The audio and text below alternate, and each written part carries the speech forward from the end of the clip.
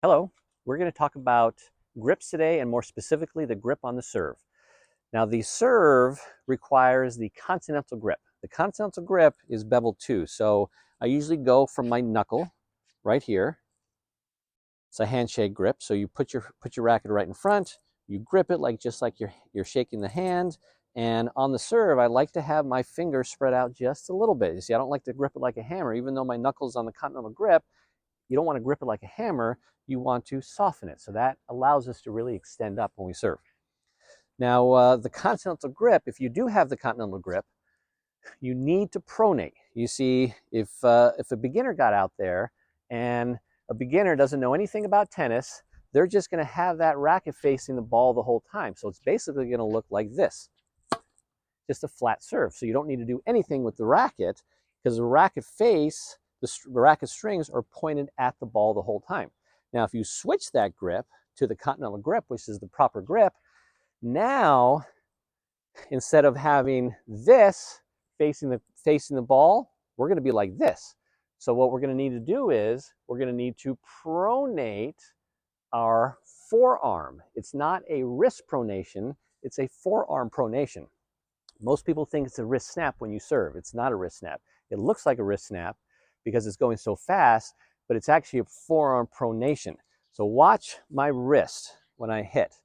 This is a wrist snap. Now believe me, if I was serving 100 miles an hour plus and I would snap my wrist every time, I would do a lot of damage to my arm here. But a forearm pronation is not a wrist snap. It's a pronation of the forearm. The wrist is actually staying pretty straight. So it's more here rather than here is a wrist snap. Now, the continental grip allows you to have a lot more versatility on your serve than if you would just have a flatter serve. So if you just have a pancake type of a serve, meaning not using the continental grip and not pronating, you would have two serves. One, and you would have a softer one, and that's it. By having the continental grip, you would be getting more of a flatter serve. Now, when I say flatter serve, I don't mean a flat serve. You very seldom want to hit any ball flat in tennis. You always want to have a little bit of spin on the ball to control it. So when I say flat serve, I'm actually meaning more of a flat slice serve because you're going to naturally get a little slice on your serve because of the grip and the pronation. So this is what a flat slice serve looks like. So it's a flatter serve, but it still has some spin and it's actually going to the left some.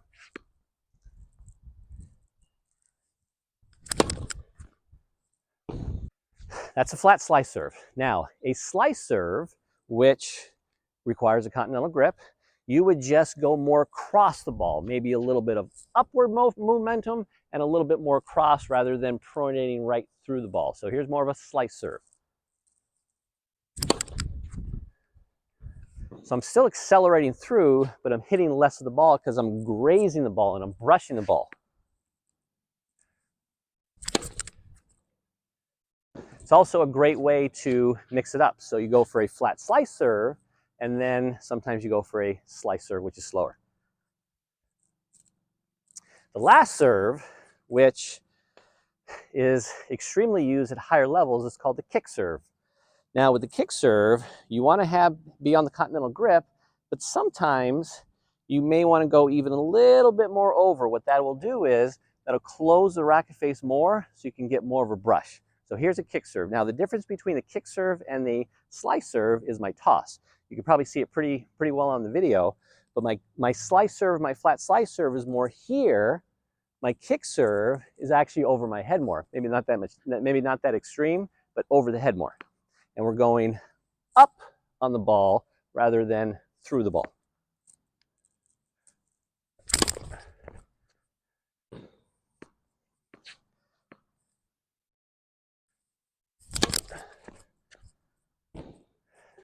So you see the grip, the correct grip on your serve will give you a lot more versatility and a lot more potential to have a great serve rather than just a flat serve or a pancake serve and then a poofy second serve.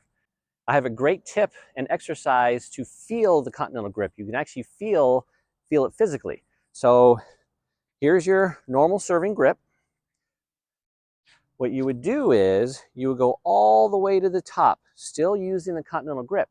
Now, when you serve, if you do not pronate, this racket butt cap will hit your wrist.